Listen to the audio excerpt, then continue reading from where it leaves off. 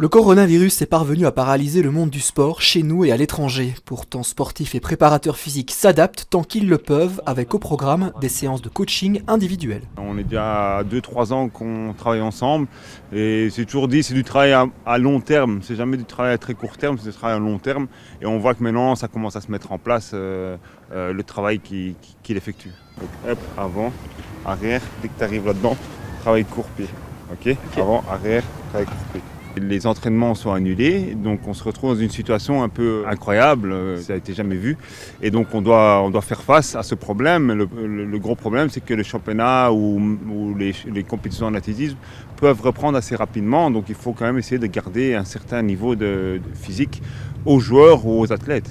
Depuis l'arrivée du virus, Damien a presque triplé ses demandes de clients qui souhaitent continuer à s'entraîner durant cette période de repos forcé. Comme il n'y a pas d'école, comme il n'y a pas d'entraînement en club, comme il n'y a pas d'activité sportive de prévue pour les 2 prochaines semaines, ils essayent quand même de trouver des solutions pour pouvoir s'entraîner et garder un certain niveau.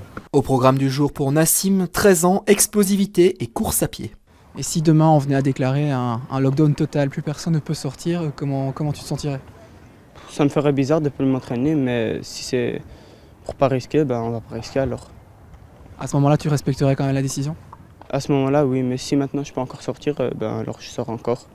Je sortirai encore et je m'entraînerai encore alors.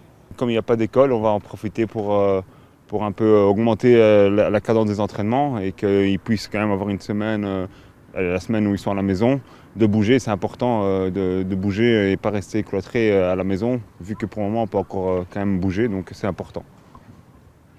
2h02. Trop rapide. Afin de minimiser les risques de contamination, des mesures ont été prises par le coach et son élève. On ne se touche pas, on ne se donne pas la main. Voilà. Il y a des consignes de sécurité que je suis, parce que je suis quand même, je me rends bien compte de la situation.